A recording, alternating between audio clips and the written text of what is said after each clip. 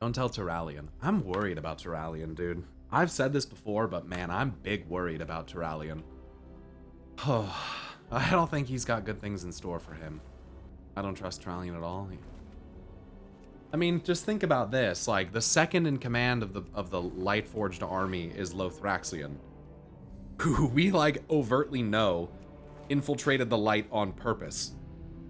So, we probably should not trust Lothraxion or anyone who he has contact with, like, regularly, because who knows what that guy's doing. Turalyon, end boss of Evil Light Raid. Dude, I really want them to do this shit with Illyria and Turalyon and Eretor, man. I want Turalyon. Oh, dude, I want something real. It's so fucked up, but I really want them to kill Eretor. I want that to just fucking send Illyria into a fucking rage, and it would be the best thing ever if it was Turalyon who killed him. I know that's twisted, man, but you know what? Come on, man. Like, give it to me. Give it to me. Turalyon's such a fucking lame... Sorry, I don't want to hurt anyone's feelings about Turalyon, but he's fucking lame, dude. Turalyon's one of the lamest fucking paladins of the Silver Hand. He sucks. The others were way cooler than him. Uther's way cooler. Fucking Tyrion Forgering's way cooler. I'm sorry. He sucks. And he's Lightforged, bro. And he's Lightforged. And I think I was reading in Exploring Azeroth that also it makes mention of like how Turalyon and Illyria's journey to to Draenor and subsequently to Argus would leave them changed, altered forever, basically. And it's just like, even with Zira destroyed, or now, she could probably come back. Like, I'm fucking sure she can. Well, maybe she can't, because Illidan did blast her, but, you know, when you have shards of something, you can fucking make it again. That seems to be how the light crystals of the Naru work. It doesn't matter if you break them into a billion fucking pieces. They still have power. And if you put them together again, they will have a lot of power. So, even though we see the golden light fade from his eyes when Illidan destroys Zira, it doesn't mean that Turalyon is clear of mind. And I want to remind you guys that there is stuff in one of the books, I know, shocker, where Illyria and Turalyon are trying to find Sylvanas. This is before the ending of Shadowlands and stuff. It's like, I think it's before she even breaks the veil. And they find this woman who's traveling with this caravan.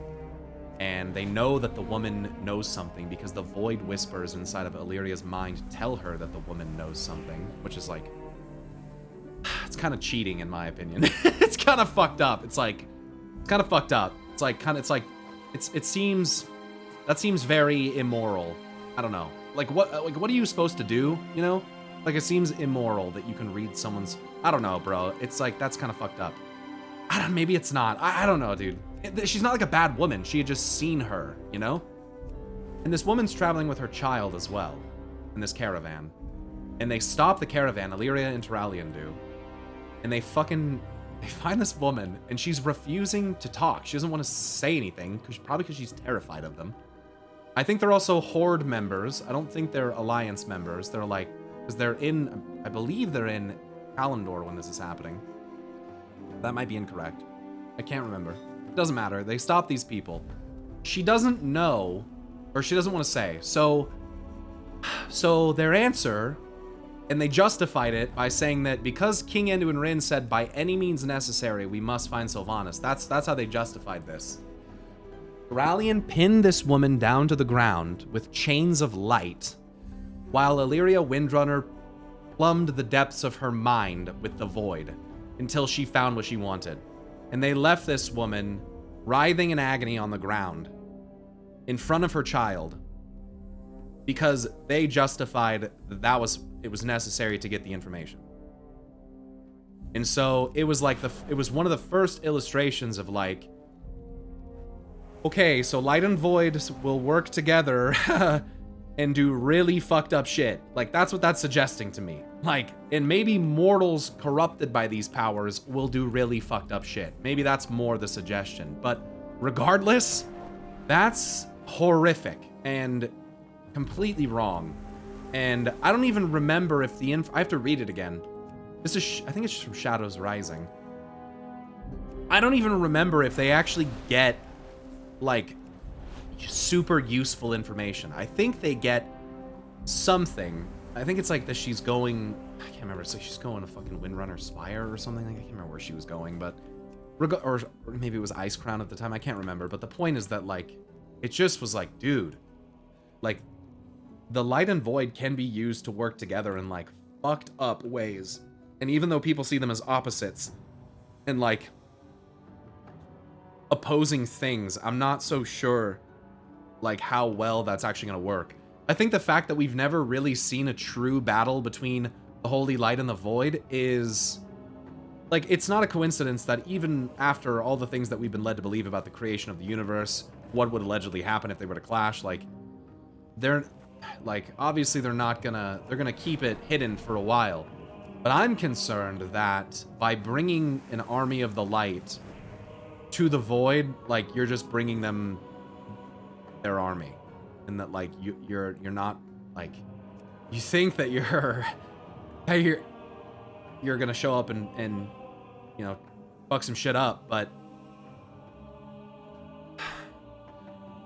I like the idea of the Void being the good guy for once, us all having been duped. There's a whacked out light guy on the throne. We all know Yrel's a dictator. I don't really think that's gonna happen in terms of, like, they're not, both of, like, this, do not fall into this trap, chat. Do not fall into the trap that thinking that because the light is positioned as bad, that it makes the Void good. Don't do it. Do not fall into that trap. I do not think it's true. I don't think that's how we're supposed to look at cosmic forces and stuff. Like, you're not supposed to look at life and be like, oh, death is bad.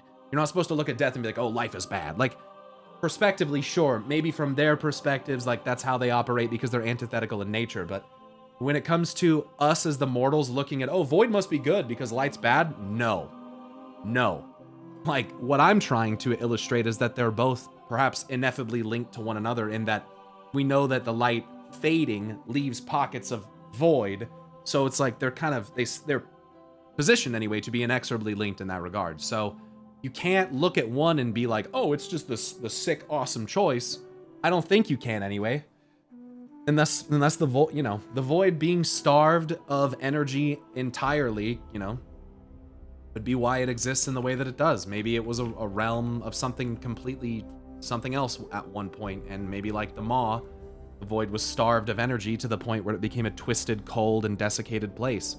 But maybe it wasn't always like that, so, you know, I don't know, but it's just something to think about, that, like, the Maw could very well be, like, a microcosm, or maybe not a microcosm even, like, in terms of realm size and stuff, but, like, of the void itself, so.